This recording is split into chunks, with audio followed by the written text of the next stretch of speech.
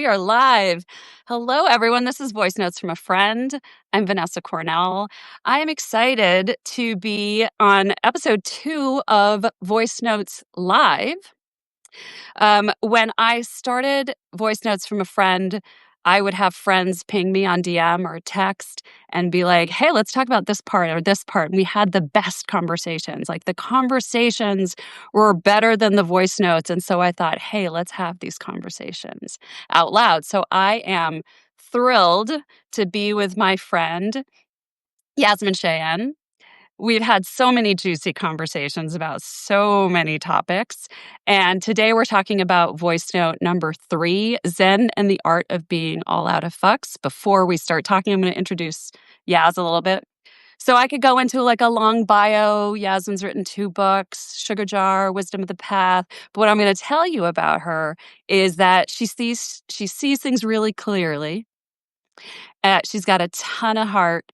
And a lot of my most insightful conversations personally have been with her. And we like to talk about the same kinds of things, kind of just figuring out what the heck is this journey of being human all about? And how can we, how are we going to choose to do it together? So thank you, everyone who's joining. And thank you, Yas, for being here. I'm excited. Thank you for having me. Yeah.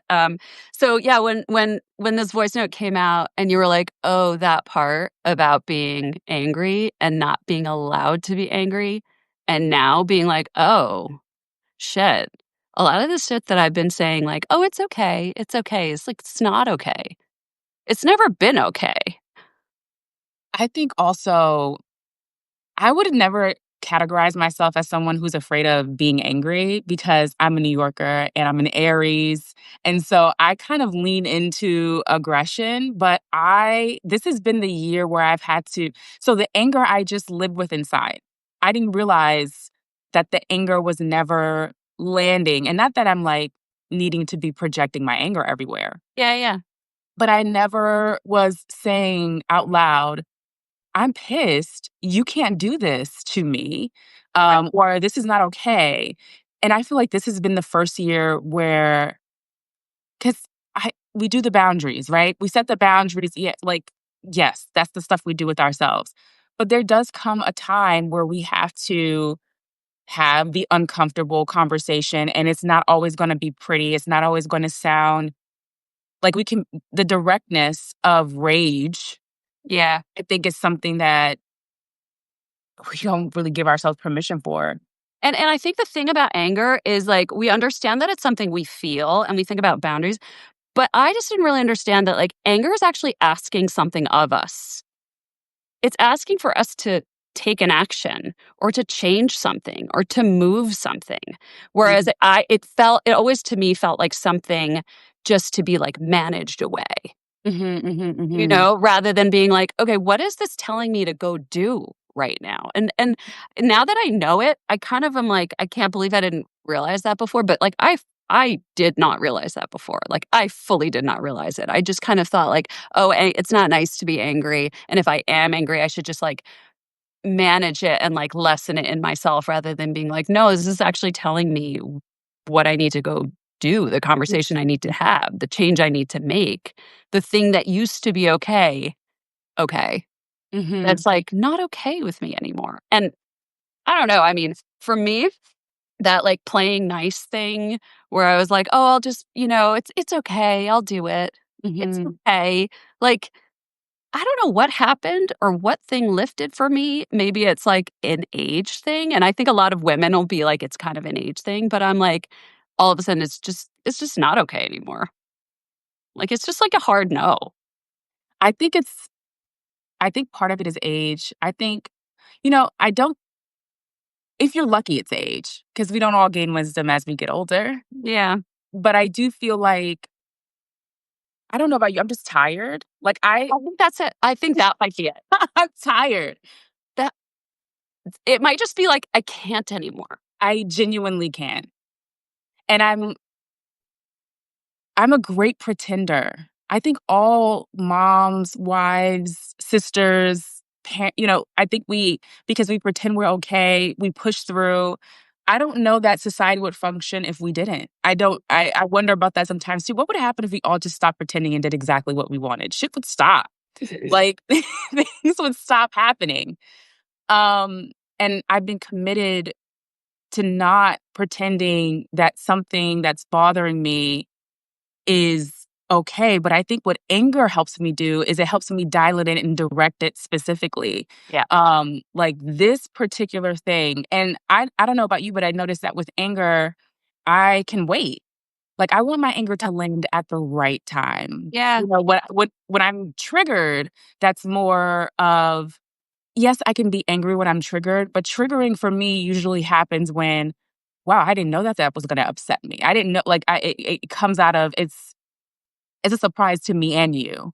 Yeah. My anger is usually something that, oh, I've been triggered for a long time. Yeah. It's been building for a long time, and now I can direct it specifically. I feel like it's a superpower that Yeah. men have been allowed to use.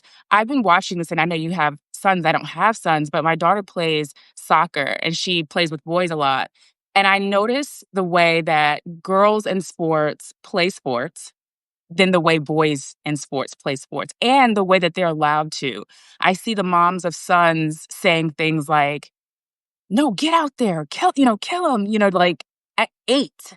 Yeah. And then I see the little girls and they're like, "Well, you can't always be the one to kick off. You've got to share." Literally, that just happened. And I'm like, "What?"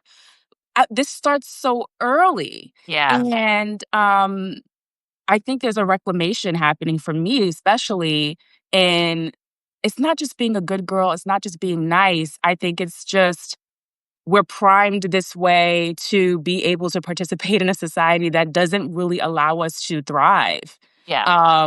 And I think it's not just us. I think it's unleashing in a lot of people right now, especially women. Yeah, and I think, to me, it feels like a rebellion and like not in a bad way, like in the juiciest possible way. It's like every time I'm like, fuck no, Mhm. absolutely not. It feels like this, like rebellion actually for me is like a big theme for me right now, Mhm. where I never rebelled. I was never a rebellious, like I skipped that whole thing where you were supposed to be bad and rebel. So I'm like, I'm 48 years old. I'm going to do it now, So and are we all going to get tattoos? Is that what you're saying? I don't know. The problem is if I get a tattoo, my kid has to be able to get a tattoo. Oh, yeah. So something else. We'll get more Okay. how about we'll get more piercings? Yes, it's time for a piercing party. Although I have the funniest conversation with Vienna, an ongoing conversation about, like, the piercing and, like, the sluttiness factor of the piercing, where somehow, like, if you get a couple of extra holes in your ear, that means something about you. Like, that's which is completely insane. But that again, it's like the shaming for anything where we're like, why are you doing that? It's like, because I fucking want to. Mhm. I think that's what's so interesting with me about having anger show up and me realizing, wow, I've still been pretending because, like, I was, like, fully tatted and pierced by 16. Like, Mhm. I was Miss Rebellious Teen, my poor mom, genuinely. And I'm like, "Oh, I was rebelling, but I still wasn't choosing myself. I Yeah. was rebelling, but I was still betraying myself. I was rebelling, but I was still pretending." Uh, um, so you can't escape it, it feels like. Like, Yeah. it feels as if because I don't know about you, but before the anger came, there was grief. And I was like, wow, there's been a lot of time wasted had I just went with my gut. I have a really strong gut. It Yeah, you never just lies. yeah. So when I realize that I've been pretending or I've been angry, it's not like, oh, I'm shocked. It's like, bitch, I told you that the first day, that this was not it.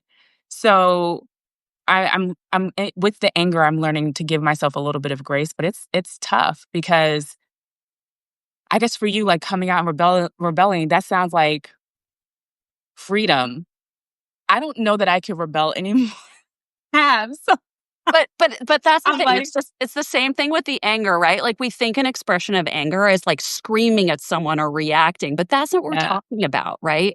That's not what we're talking about with anger. We're talking about being like, let me really sit with what's not okay here.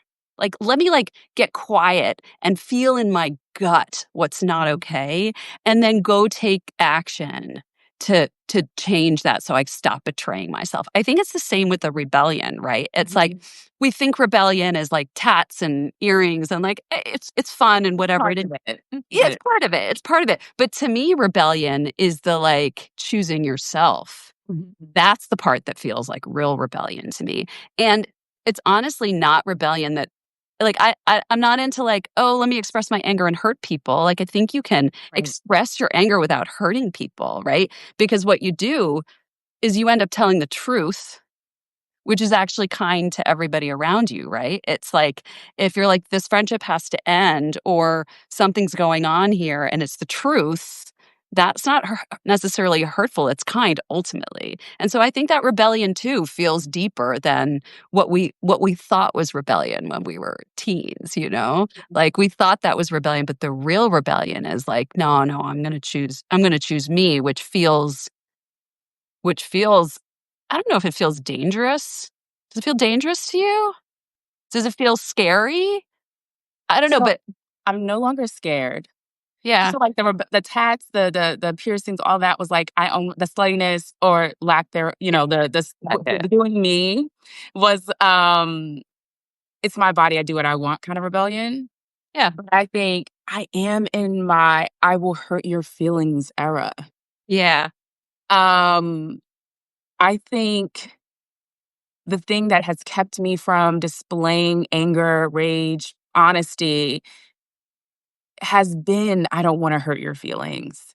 And I think you whoever's feelings, that's their because my portraying myself and my pretending has been hurting my own feelings. yeah, And my honesty may hurt yours. However, I think that that's the most loving thing that I can do is to tell you the truth or to end this or to move forward or to say, I want you closer or whatever it is. And so I genuinely feel that, and I've been saying this to my kids too, and we've been practicing this because the way that my kids talk to me, I'm just like, sometimes I have like a 90s, 80s moment and I'm like, what universe am I in where there's a house full of company and you just said that to me out loud? Um, and then I'm like, how amazing is it that my kids feel safe enough to do that? yeah. Um, at the same time, I don't have that. I I, know. as honest as I am and as frank as I can be, I will I will hold it for a bit. And so I think part of my hurt your feelings era is freeing myself from that's kind of my rebellion, I think. Yeah, You won't always love what I say, but I'm gonna say it with love. I'm gonna say it with kindness and but it may cut. And I think that if you can sit with it with me and we can discuss it, then we can get to the soft part. But you can't just want the soft, kind, healing, maternal put you back together parts of me. yeah. And I think like what I've realized lately also for me is the drive to be like, I want everybody to like me Mm, without exception. Like, I want to control the narrative of how people perceive me so that there can't possibly be someone who's like, she's a bitch, you know? yeah. Because like even the feeling in my body of the idea of that is so freaking uncomfortable. And like the feeling in my body of having to confront somebody and be like, hey, this is maybe a message you don't want to hear, but it's something I need to say because it's true. I mean, I can feel the heat in my face. Like I can feel the heat in my body. It's like I've been studied my whole life to avoid that Mhm. as much as possible. And so I love your rebellion, like era of hurt feelings, but that shit's hard It's when you've been incredibly hard. training your whole life to avoid it studiously. I do think most people meet me and think I'm a little bit of a bitch. So that jig is up for me. What? I do Why do you think say that? Why do you think that? um I do think that and you know I'm a kind person, but like I think that if you don't know me and maybe I've often been told by a lot of people I'm intimidating. I don't know why that is. I know that's a them thing and not a me thing, but I Yeah. think strong personalities, I think, owning yourself. Here's the truth in that. I'm going to rephrase that. I think that the way that I carry myself has been labeled a bitch in society. And so, although I am not that, Yeah. I think I have the shapings of that by the way that we had been framed. And so, if you're willing to get to know me, then you realize, oh, that's not she. Maybe she's just strong. Maybe she's just, whatever other things. But I think even as women or as people in general, we also will judge and send that across. Do you think it's your confidence that's confronting to people? I do think it's my confidence that's confronting. I can see that. Um, I also think being a veteran and being, like having worked around a lot of men, I did want you to think I was a bitch. Ah, interesting. And so I think that Is it armor? I think it can be armor sometimes. Yeah. Especially depending on the circumstance. Obviously, if I'm on retreat or on vacation, I'm not bringing that. But in certain circumstances, I'll put it on so that I can do whatever it is I'm there to do. Um, I'm always warm, I'm always kind, but Yes. I do have that edge, and I think I'm aware of it so that I know how I might be landing with people so that I can be responsible Yeah. for what I might be projecting. Yeah. The thing I always got was, as a kid, was high on herself. Mm, So I think the way I carry myself, and I'm really shy, I think was projected as, like, aloof. Like, she thinks she's better than me. And so then I was like, "Oh, let me overcompensate by giving a lot and being really, really, really humble so that no one could ever possibly think that I'm high on myself and confident." But then that confidence erodes, mhm, mhm, mhm. that like, "Oh, no, no, no, no, no, I'm not special. I'm just no, no, no, no," And so that's also something I'm trying to like dial back. I also feel like that's high on myself. That's one of those it's what I just said and what you just said, I just feel like there's no circumstance in which you can like yourself. People want you to be like, show me that you also feel as bad as I do, I know. and then I'll know you're good. Right. Right, because if you're like, "I think I'm pretty fucking great," people are like, "I hate you already." Right, right. Be like, "Yeah, I don't wanna be friends with her. I want someone who's gonna make me feel better about myself because she thinks she's such a shitty person." It's like, I don't think I'm a shitty person. I genuinely think that's what you begin to lose with age. The part of you that cares about that, where it's like, you're gonna choose me for me, or we don't have to be in relationship. And the relationships where you had to dial it back, where you couldn't say, "Hey, I'm writing a book," or "Hey, I'm Yeah. excited about this thing," those start to fall away as I you I think that's so true, and I think in friendships, you know, we think that our closest friends are the ones who are there when we're down, but we all know some friends who love to be there when you're down, but Mhm, don't love to be there when you're up. mhm, mhm. Right? So, like, the real ones, when you're like, "Hey, I gotta tell you something." And you're like, "I got a book deal," and, like, everyone like, "I've got this speech coming up," and everyone's, like, incoming, and, like, my career is on frickin' fire, and they're just, like, jumping up and down and screaming for you. Those are the real ones, because Those that's those, because that's the part of you that people don't necessarily always wanna see. I think that I have been surprised by what has been I'm reading Amanda's Amanda. I love Amanda's ongoing commentaries. Should we just invite her in? I'm thinking about the relationships that I've had in the last few years that have been ones that are transactional, that there isn't a lot of Yeah. reciprocity.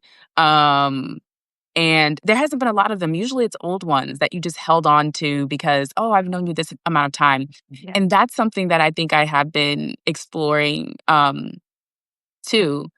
When we put a lot of time into something, we feel like, oh, I can't let it go because I put 25 years into this, I put 30 years into this. And sometimes that is a reason to stay connected.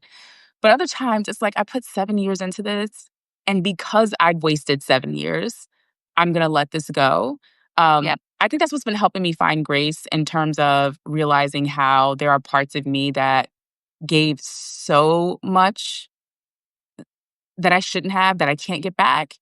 Now I can say, okay, well, I can't get back what I gave, but I can decide to choose something differently now. I can decide to be there for myself now. And I don't know about you, but I feel like even like that's high on my self energy.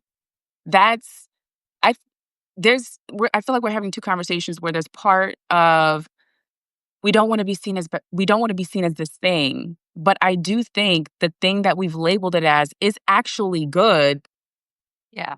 and you need to be high on yourself. Like Totally. you can't survive in this world if you're not a little bit of a bitch. You can't survive if you're not going to hurt people's feelings sometimes. And I don't know, I think we need a new word for that. I agree. I agree. Like, and like, the word, like, she's full of herself. It's like, yeah, I'm fucking full of myself. Like, Entirely. myself is myself is full. All I fucking got is myself. So I better protect her and honor her and celebrate her and all that stuff. And that part feels, what I think makes it possible is actually being in an environment of people who support that.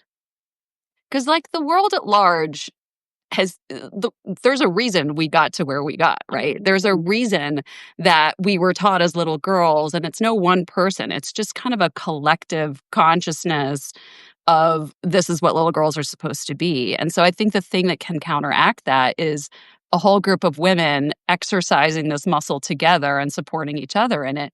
Because the times where I felt like, well, I might go do this and I might get pushback in the world, right? From strangers. No, I'm like trying to grow my social media, and my social media people were like, Vanessa, if you get big, you're gonna get hate Mhm. from all sorts of random people. Like, I just need you to be prepared for that. And I was like, oh, I've never gotten hate before because I've been hiding in my little corner that's been a controlled environment of only Mhm. who I let in. And I thought to myself, you know what? If I've got my people who know me, who I'm with, it's okay. It's okay. I can handle it, because I wanna say, like, I don't care what anyone thinks, but that is bullshit.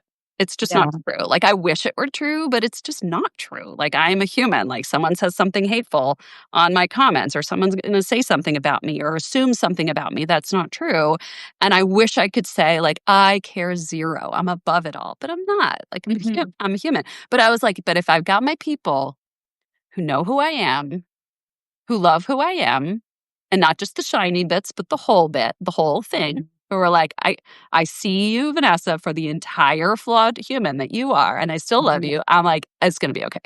Yeah, yeah, yeah. I do think that that's helpful. I also feel like you might not get hate. I don't. Think you don't Knock get on paid? wood. No. I mean, I'm not huge, but I have a lot of people that follow my work, and I don't. I also feel like the energy that you have and that you give out will only attract most of the energy that you give it. Like, there's Yeah, the only time that I get a weird comment is a bot, and I don't consider that real. yeah, yeah, yeah. No, So, like, a real person negatively commenting under something that I can twice maybe in the last really, yeah. that gives I me mean, hope. I'm also not controversial. I'm not going on there to give, like, the hot take of the day, Yeah, but no, and I believe that that will be something similar. I don't think you're going to give the controversial, unpopular hot take either. yeah, I also think it's interesting too, like, when you were talking about little girls, um, in my book that's coming out, I write about connecting to your little self. And what's interesting to me about the conversation we've been having today that I didn't realize until this moment is we've been talking about how like I see my little kids or little people or my younger self would submit or pretend or do whatever I needed to do to fit in, and you would do the same.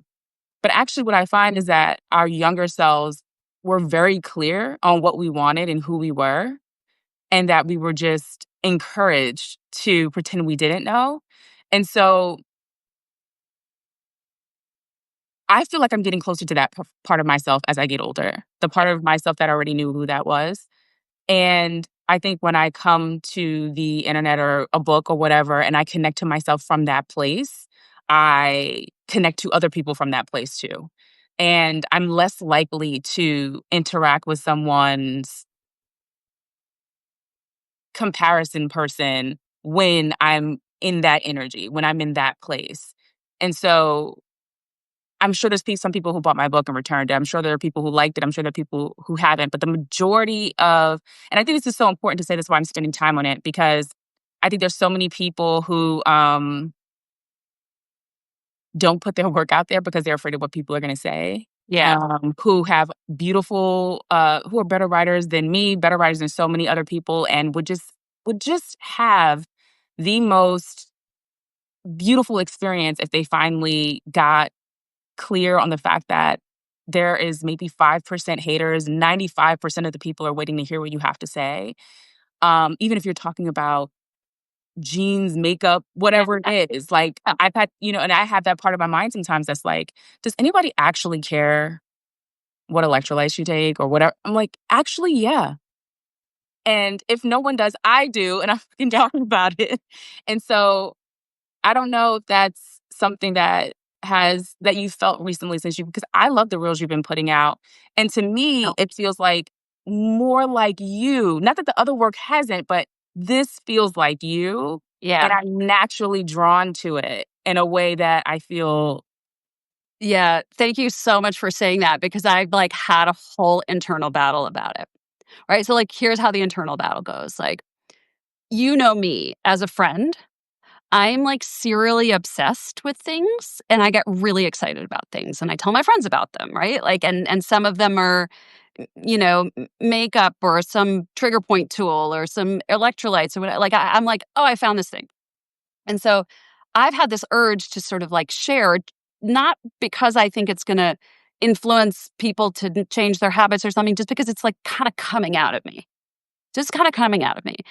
And so I've been putting these things out, and then there's that part of me that's like, no one's gonna take you seriously, Mhm, mhm, and people are gonna make fun of you. Like, there's that whole side that's like, if you wanna be somebody who writes a book and somebody who's considered a thought leader and somebody who's considered smart, that you are now sabotaging that, and so you should hide that part away. But by the way, this is me. This is how I am in my daily life, right? Like I'm a whole woman who's smart and thinks important and thinks about things that are like deep and spiritual. And then I'm a whole woman who's got a whole other range of stuff. Like I love fashion and I love beauty and I love this and I love that.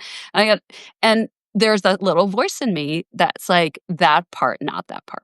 mhm, mhm, Not that part. And so when you talk about your little girl, I actually think I can't remember a little girl who wasn't just always trying to be good. mhm, Like, I mhm, can't even remember her, but I can feel her mhm, right now, and the way that she comes out of me is, like, fun, where it's like, "Oh, that seems fun. Oh, that's fun. Oh, that's fun." Like, that feels bright and light and like me and something I would want to talk to my girlfriends about, and so, like, I feel like that's how I'm accessing her now. Where there is the very serious voice saying, "Oh, is this who you really wanna be? This superficial blah, blah, blah, blah, blah." And then there's a little girl in me who's like, "Yeah, it's fun. yeah. Yeah, I wanna. Like, let's play. Let's play." And so there, like, I think I never had her as a little girl. Mhm, Like, she never maybe she existed and I just can't remember, but I cannot remember her ever existing in me. But now she's kind of coming to life a little bit, I think, you know? And you've seen my little girl on retreat. Yes, yes, yes. I feel like it's it's play, it's confidence. Maybe that's the word. Maybe what we're talking about is it's like the littler part of us, our younger self, whatever, but that's the aligned part that's not afraid of play, of confidence, of standing um in your truth, of being angry when you're angry, of directing it, of saying it, of speaking it. I think for me, I haven't had as much play this year as I would have liked. This has been a lot. This year has been a lot, I think, for everyone. Yeah. But um I I'm trying to lean into knowing because I was talking to my husband this year about like this year just sucks. And I'm like, there's a lot of beautiful things that have happened this year. And he's older than me, so I'm often like, is this what it's like? Which is but it's true. I'm like, is this what it's like? To be an adult. Yeah. You've been an adult for a long time. I've been an adult for a long time, but I Yeah. think this was the first year where I was like, man, it's gone. Like the part of me that was naive enough to believe that there was gumdrops and rainbows awaiting on the other side, like, no, you're gonna have your gumdrops and rainbows days, and then you're gonna have your hard days, and it's gonna be an ebb and flow. And this, I think, is the first year where I really leaned into the fact that I cannot just consider this to be a hard year. There's been hard moments, and there's also been a lot of good. The balance I don't really believe in, but I'm trying to hold both. I talk about that a lot, but this Yeah. year especially, I've had to really lean into trying to hold a lot of the blessings that I have while also knowing that there's some stuff that I just really wish I wasn't going through. And I think Yeah. that's a part of adulting that I had not experienced until now. Yeah, I think that, like, holding that duality is I mean, it's the only way, right? Because when we're talking about brightness and lightness and joy and all of this stuff, there's also, like, the reality of being a human being, which can sometimes just be like, holy moly." And, Mhm. and it's interesting, I think about this also in terms of getting older. I mean, I'm not that old, but I'm 48, but I also think about it, like, when you start to get old, like old, where there's health stuff that happens, Yeah. like your body doesn't work anymore.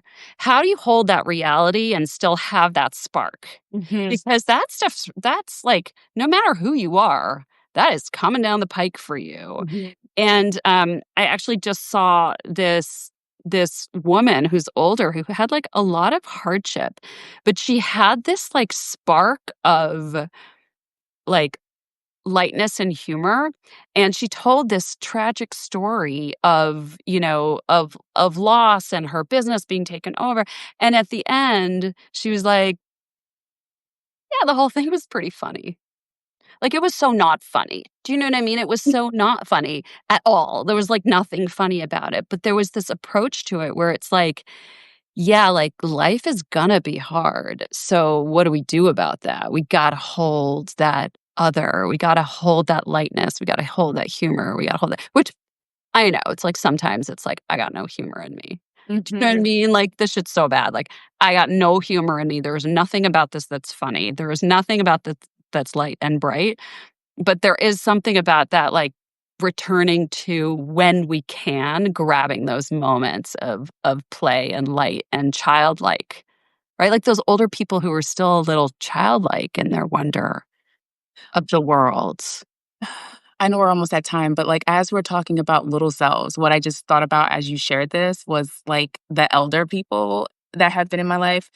And specifically my grandmother, who I would say had a lot of hardship in her life and never got to do much of the things. And she was born in the 1920s. So she just wasn't born during a time where she would have been able to do many of the things she wanted to do. But she was never you wouldn't know. There was always a joy, there was always a light. When she got up, she was always excited about what she was doing that day. She was always she I would say that she felt very much in the purpose, like that she was doing what she was meant to do. And something I've thought about a lot as I'm raising kids and I'm, now raising myself and all of this is what happened to that what happened to that resilience? What happened to that satiety? I don't I sometimes question a lot of the like going back to the beginning of what we started with, like giving no fucks. Like really, is there resilience the people of, like elders and when we hear people's stories and they still find joy despite the pain, is it is there a level of resilience that they have said yes to Mhm. that is allowing them to not make the hardship necessarily about them or about life Yeah. and just allowing it to be. And I've thought about that too with my anger and my rage and even in relationships and things like how can I just allow the thing to be? I do feel that we have access to so much and we have so much that there's a some of us that there's a part we're losing a part of something that other generations or generations living now that are older or wiser or maybe more grounded seem to have. Yeah. I don't know. Yeah. But I think I have 2 questions for you. One is, do you think it's disposition or choice? It's like, do some people just have that disposition? Or is it like, I choose to focus on being grateful, what I can change, I think and it's choice. I think it's choice too. I think it's choice. Or do I choose to make everything a problem? Mhm. Right? We also know those older people who are like, everything's a problem. Mhm, mhm. I do think that's a choice, right? Like, if you decide everything's a problem, yeah, there's a lot of freaking problems. You can spend the whole rest of your life. Or if you can choose, like, everything's a blessing. I mean, not everything, but if you have that, if you choose that. But I also think that generationally, I think one of the things that, and I see this in my kids actually, they have access to so much. They have so much, except for a sense of purpose and meaning. Yeah, You that's know? scary. Yeah, because if you got a sense of purpose and meaning, you can tolerate a lot. Like, your resilience, I think, goes up a lot. And my friend, Jenny Wallace, who wrote this book Never Enough, is talking about this mattering movement, right? She's talking about this idea that, like, young people are adrift because they don't have a sense of, like, fundamental purpose and meaning, where it's like, what I do is important. The choices I make are important. And the way I choose to show up in the world matters and impacts people. So I think about that a lot with my kids too, where it's like, how do we give them a bigger sense of purpose that, no amount of the stuff that's being thrown at them, the video games and the social and the pictures online and the clothes and the makeup and none of that's going to give that to them. No. That's like medicating. There's like self-medicating a deeper thing, which is doing something that feels meaningful in Mhm. the world. I also think and I with, the book that I've been writing, or that I've written that's coming out, When is it coming out? in May Amazing. next year. Okay. But, Can you share what it's about?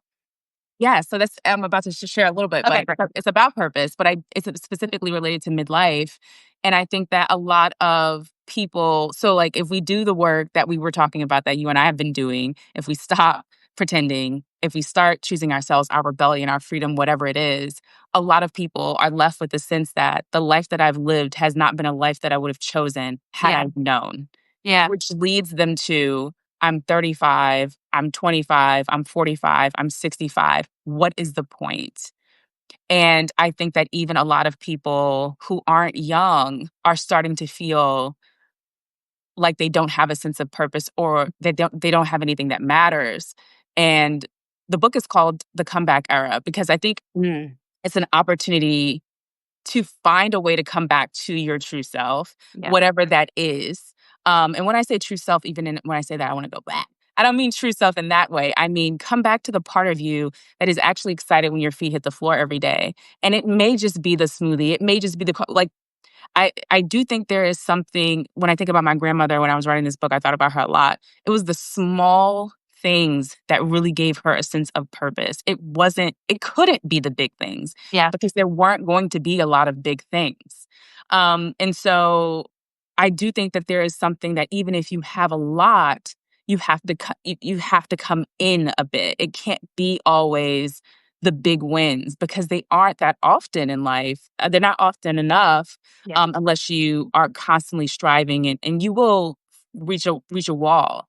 And so I do think it's choice. The book is an opportunity for you to walk with me on the journey. I don't have an answer about what your purpose will be, but I do know that a lot of people are in a place where they are wondering if it's all worth it. And, after the degrees, the kids, the husband, the partner, the whatever, or choosing none of that and deciding to choose themselves and still not feeling that sense of satisfaction. I think that that's the word that people are wondering, like, when will I be satisfied? When will it all be okay? Yeah. And I finally feel like I'm doing enough, or like that life is actually showing me that what I'm putting in, I'm getting at least some of it back. Yeah. And it's interesting to see that that's the way things are now, that we don't feel that sense of it's purpose, it's meaning, but life does not feel fulfilling for a lot of people as well. Yeah. Oh my God, I can't wait for this book.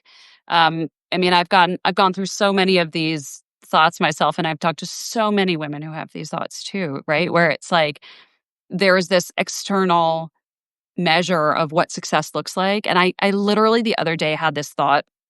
I was really tired and I was sick and my kids were sick. And I was like, I think I just need to be raising good humans. And that's gotta be enough. Mhm. It's gotta be enough. Because that's all I can do right now. And I'm doing a good job. Mm. And it's important. It's important.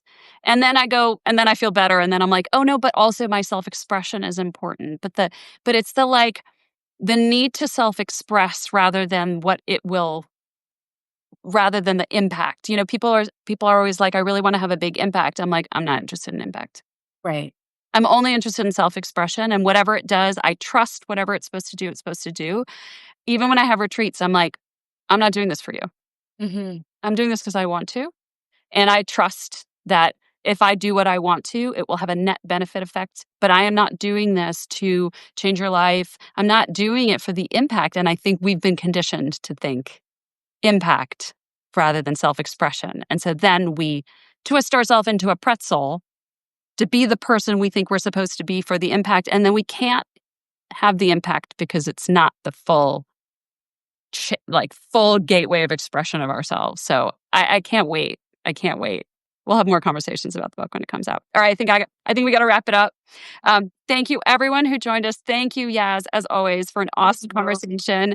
My next conversation is with Mina B. We're going to be talking about voice note number 10, which is all about the aches and pains in our body that we have ignored for so long. We have successfully suppressed and ignored for so long, and what they can teach us. So I hope you guys tune in. If you want to know about these lives, subscribe to Voice Notes from a Friend and subscribe to Yasmine's Substack as well. And thank you. I love you. I appreciate I you. love you. And I hope I get to see you soon. Yes. All right. Bye. Bye. Bye, everyone. Thank you.